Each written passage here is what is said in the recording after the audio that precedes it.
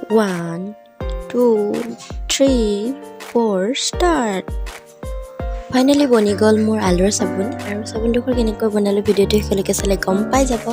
আৰু ৰৈ যোৱা বস্তুখিনিৰে মই কেনেকৈ স্কিন কেয়াৰ কৰিলো আৰু হোম ৰেমেডি বনালো ভিডিওটো সম্পূৰ্ণকৈ চাব সকলোখিনি বুজি পাব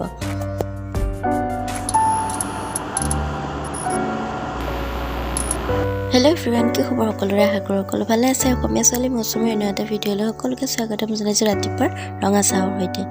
আৰু আজি বনাব লৈছো পটেটো চপ মানে আলুৰ পৰা সাবন কেনেকৈ বনাও ভিডিওটো সম্পূৰ্ণকৈ চাব বুজি পাব মুঠতে বহুত বেছি ইন্টাৰেষ্টিং আৰু ইউনিক ভিডিও এটা লৈ আপোনালোকক সকলোকে স্বাগতম জনাইছো আৰু ভিডিওটো শেষলৈকে চাব সকলো বুজি পাব এইটো হৈছে সোপ বেস আৰু সাবন বনোৱাৰ মেইন ইনগ্ৰেডিয়েন্ট এইটো মই অনলাইনতে আনিছো হাফ কেজি আনিছিলো ইয়াৰ পৰা মই এটুকুৰা কাটি লৈছো আপোনালোকে কোৱান্টিটি অনুসৰি যিমানটো বনাব ইচ্ছা কৰে সিমানটো ল'ব পাৰে মই এটা আলুৰ জোখত ইমানখিনি কাটি লৈছো আৰু এটা আলুৰ পৰাই বনাম আজি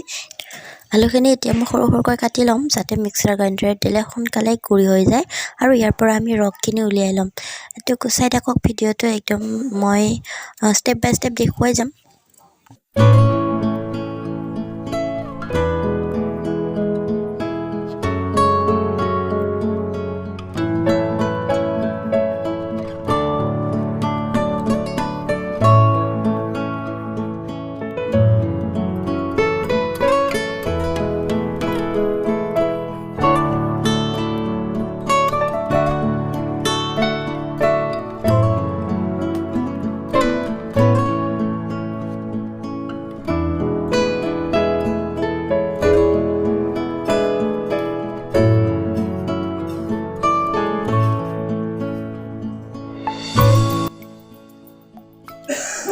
আলুৰ লগত লম এলোভেৰা জেল চামুচ আপোনালোকে যদি এলোভেৰা গছ আছে তাৰ পৰা ললেও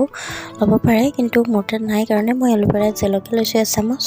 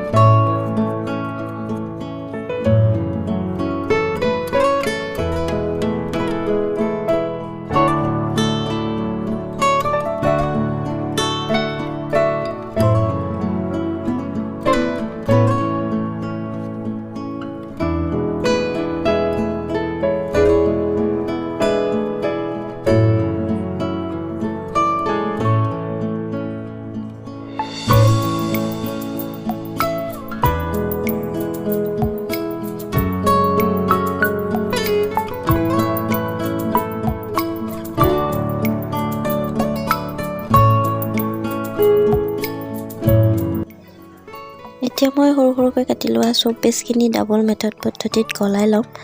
আৰু তাৰ কাৰণে মই গেছতে সসপেনত পানী বহাই দিছিলো আৰু অলৰেডি পানীখিনি গৰম হৈ গল আৰু তাতে মই টিফিনটো বহাই দিলো চাব যাতে তাত অকণমানো পানী নোসোমায়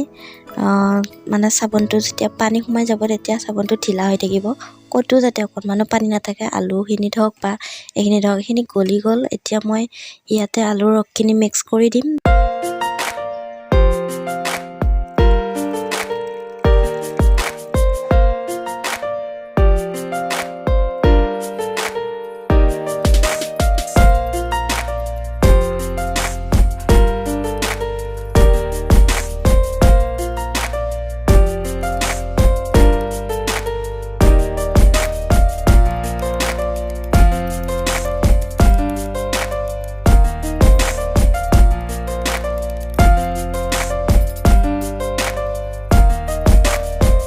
অলমোষ্ট সেইখিনি মিহলি হৈ যোৱাৰ পিছত মই এনেকুৱা সৰু সৰু টেমা লৈছোঁ প্লাষ্টিকৰ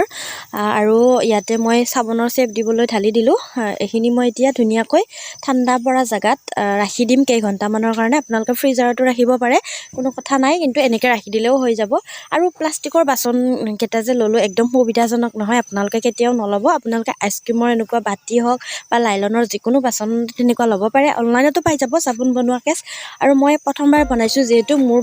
এইটো ভুল হৈ গ'ল মই জনাই দিছোঁ প্লাষ্টিকৰ এনেকুৱা বাচনত কেতিয়াও চাবোন নবনাব এৰুৱাবলৈ ইমান অসুবিধা পালোঁ মই তথাপি কিবা কৰি এৰুৱালোঁ মই এইখিনি এতিয়া ঠাণ্ডা পৰা জেগাত ৰাখি দিছোঁ কেইঘণ্টামানৰ পিছত মই আপোনালোকক দেখুৱাম কেনেকুৱা ধৰণৰ চাবোন হয় আৰু ৰৈ যোৱা আলুখিনিৰে মই এতিয়া ইয়াতে অকণমান এল'ভেৰা আৰু নাৰিকল তেল দিছোঁ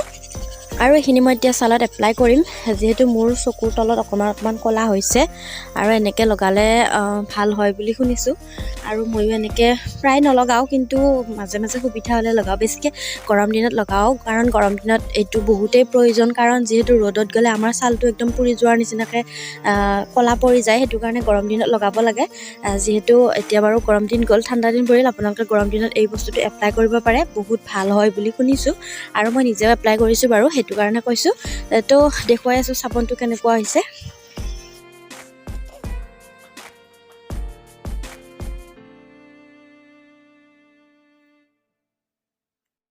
আৰু প্ৰায় 3 ঘণ্টা 3.5 ঘণ্টামান পিছত এয়া মই চাবোনটো এৰুৱালোঁ সেইটো বাতিত এৰুৱাব ইমান সুবিধা হ'ল কিন্তু সেইকেইটা এৰুৱাতে ইমান অসুবিধা পালোঁ তথাপি চাবোনটো ধুনীয়াকৈ হৈছে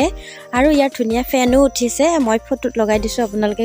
গম পাই যাব আৰু যদি ভিডিঅ'টো চাই ভাল লাগিল তেন্তে লাইক কমেণ্ট শ্বেয়াৰ ছাবস্ক্ৰাইব সকলোখিনি কৰি দিব যদি ভিডিঅ'টোৰ পৰা আপোনালোকে কিবা এটা শিকিব পাৰিছে তেন্তে ভিডিঅ'টো শ্বেয়াৰ কৰিব আৰু পেজত মোক ফ'ল' কৰিব তো আজি ভিডিঅ'টো সামৰণি মাৰিছোঁ বাই বাই নেক্সট ভিডিঅ'ত পুনৰ লগ পোৱাৰ আশাৰে থেংক ইউ ফৰ ৱাটছিং